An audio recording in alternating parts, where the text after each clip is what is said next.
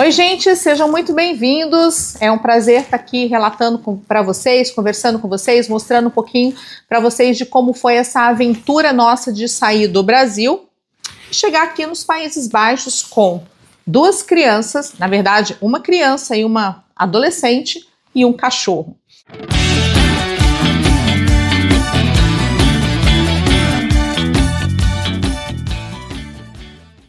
Então, por mais que eu tenha pesquisado, que eu tenha feito uma imersão aqui nos Países Baixos antes da gente mudar, eu afirmo para vocês que a realidade é muito diferente. A realidade o que a gente encontra é muito diferente de tudo que a gente viu, de tudo que a gente pesquisou, de tudo que a gente analisou, né? Então, quero compartilhar um pouquinho com vocês. Primeiro choque que a gente teve foi que a gente chegou aqui no inverno. Então a gente chegou aqui, a gente pisou nos Países Baixos dia 22 de dezembro. Então a gente pegou muito frio. A gente pegou temperaturas negativas que a gente não estava acostumado. Só que quando a gente vem do Brasil, a gente sabe, eu vou vender tudo aqui, vou deixar para comprar roupas novas quando eu chegar. Então aí tem dois pontos que vocês precisam ficar espertos. Se vocês tiverem casacos realmente grossos no Brasil, vale a pena trazer sim. Se não, realmente venda. Só que muitas roupas que a gente usa no Brasil não são apropriadas para cá, tá? Por exemplo, às vezes até mesmo uma calça jeans. As roupas aqui são forradas, elas são um jeans mais grosso. Então isso pra gente foi um choque assim que a gente chegou, a gente pegou aquele auge do inverno. Então a gente precisou sim comprar roupa adequada. Só que a roupa aqui, por sorte, não é tão caro. Então a gente consegue comprar nas Primark da vida, que a gente compramos muita segunda pele, muita roupa de segunda pele que realmente faz toda a diferença. Tem que ter roupa quente, tem que ter segunda pele, mas não se pegue muito nisso, porque a gente acha roupa barata até na Zara, enquanto um casaco na Zara lá no Brasil custa R$600, aqui você vai encontrar o mesmo casaco por 20, 30 euros. Então, não se pegue muito nisso, mas assim, as roupas são realmente muito diferentes. Outro choque que a gente teve aqui, gente, eu não sabia jogar um lixo fora. Inclusive eu vou ter que fazer depois um outro vídeo, porque eu tive quase que fazer um MBA para poder aprender como descartar lixo. Porque aqui a gente paga pelo lixo que a gente joga fora. E eles são muito, muito, muito chatos, muito rígidos com essa questão de separação de lixo. Então, para vocês terem ideia, a gente precisa jogar lixos de folha e lixo orgânico, restos de comida, folha, numa determinada lixeira, material reciclado em outro. Se por acaso você esquecer de jogar um pedacinho de papel no material reciclado, eles vão dar um jeito de te encontrar e você vai receber uma multa em casa. Sim, esses lixos que não são reciclados, tipo... um exemplo, a poeira da casa, você varre a casa, então isso você não vai reciclar. Então sim, vai ter que colocar num lixo para poder... esse lixo a gente paga, se eu não me engano, é em torno de 6 euros cada vez que a gente abre a lixeira. Então tem isso também, a gente ganha um cartão que toda lixeira a gente precisa passar o nosso cartão para poder abrir. Então gastei muito dinheiro, perdi dinheiro quando eu cheguei, porque eu não sabia. Eu achava que até restos de comida que tinha que jogar no lixo que era pago. E na verdade não era. É um lixo orgânico que tem o jeito certo para descartar. Eu achava que se tinha que passar o cartão, automaticamente a gente estava pagando. Então, gastei dinheiro com isso. Mas depois eu vou fazer um outro tutorial explicando para vocês essa questão do lixo aqui nos Países Baixos. Agora, sobre as crianças. Ai, gente, eu saí de São Paulo, eu morei em Alphaville por 6 anos e quando a gente veio eu estava morando em Osasco, morei em Osasco por 1 ano. Então, assim, a gente morava em casa em Osasco, mas era uma avenida muito movimentada, as crianças não tinham a liberdade de sair, de passear, eles estudavam a 5 minutos de casa e eu precisava levar eles para a escola e buscar, eu não deixava eles irem sozinhos de jeito nenhum, porque todo dia era assalto no bairro, era motoqueiro roubando o celular, tal, então realmente dava aquele medo, né? Então, mas aqui, desde o primeiro dia que a gente chegou, a primeira coisa que eu fiz questão de comprar foi bicicleta. Então eu entreguei uma bicicleta na mão, né, da Sofia, que tem 13 anos, e o Lucas com 9, falei, vai embora, vamos ser felizes. Então a Sofia ainda é meio assim, adolescente, preguiça, quer ficar em casa, mas o Lucas não. Então isso para mim foi muito bom. Ele poder simplesmente pegar a bicicleta e sair, ir para os parquinhos, e aqui é tudo muito lindo, né? A gente mora num bairro que ele é só residencial. A gente mora aqui próximo a Roterdã, numa cidadezinha chamada Hendrik e Bambacht. Então é muito tranquilo. Então as crianças, o Lucas que se adaptou muito fácil. A Sofia também não reclama, né? Mas pré-adolescente, né? Nessa fase de pré-adolescente para adolescente já com 13 anos, ela fica mais na dela.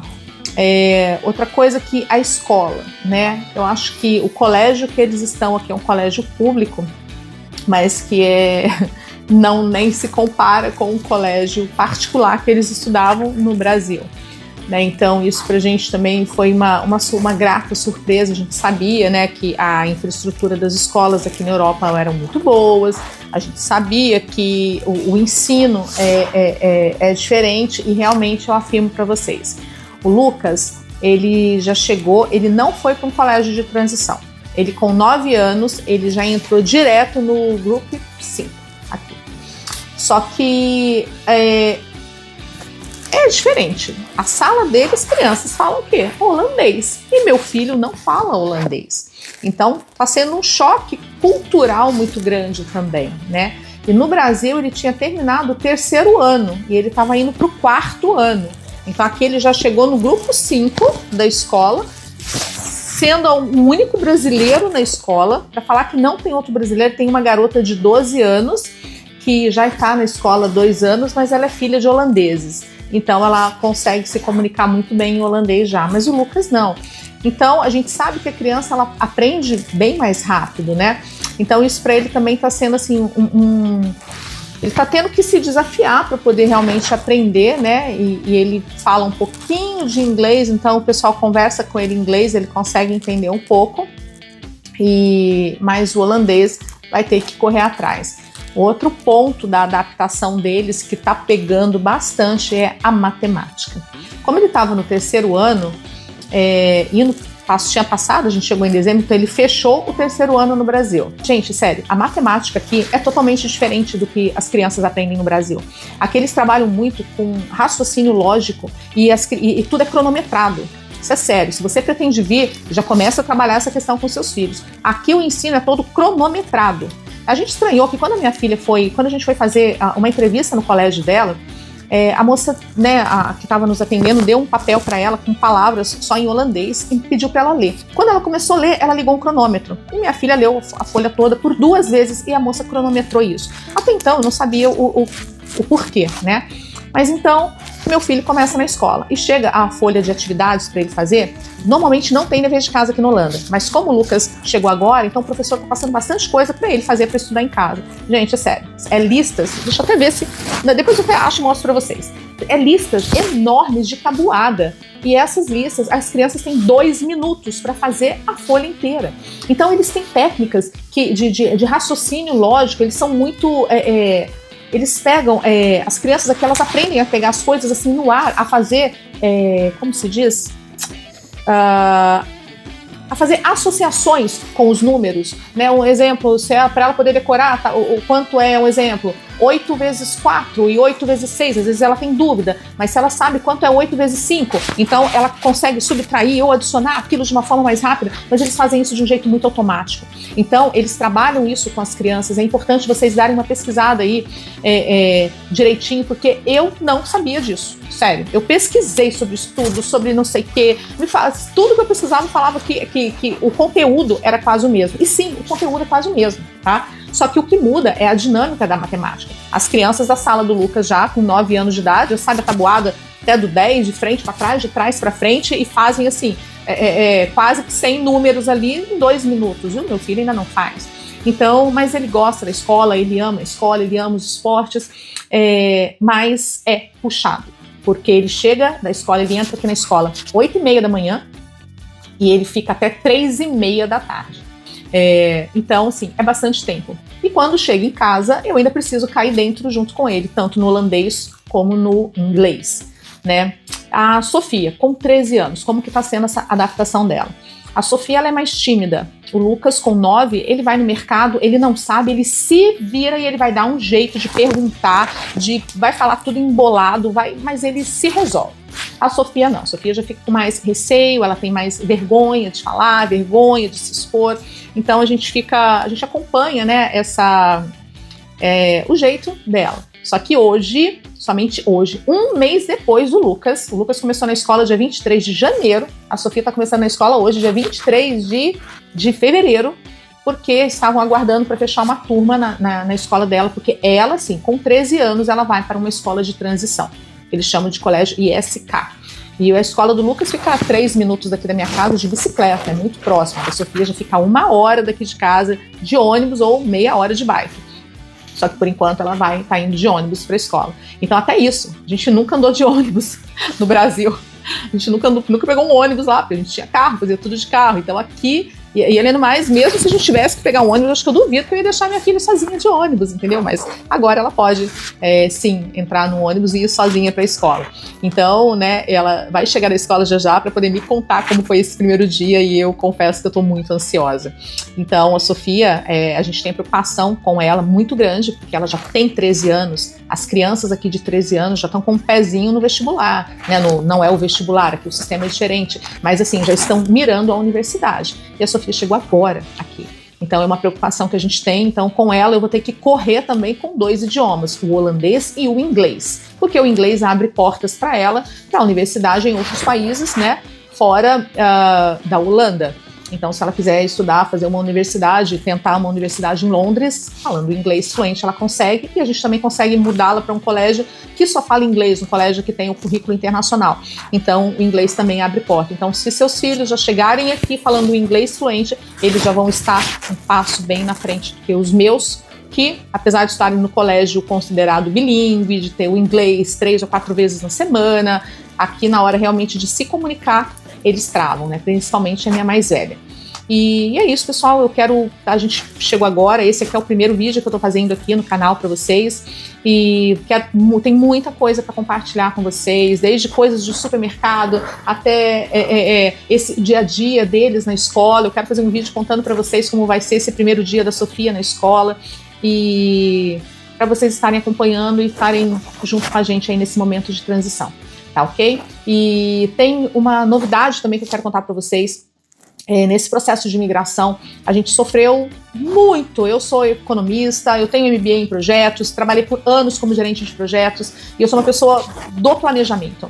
Então, quando eu vim para cá, eu criei um arquivo, eu criei uma planilha que ficou, assim, incrível, e ela realmente me deu muita tranquilidade nesse material. Desde um checklist completo do que eu precisei fazer com documentação ainda no Brasil, as traduções juramentadas, o que foi preciso, cartão de vacina, essas questões de tudo o que eu precisei fazer no Brasil antes. Então eu tenho esse checklist completo, essas variação do euro, SPRID, IOF, tal, como que foi feita essa conversão bancária.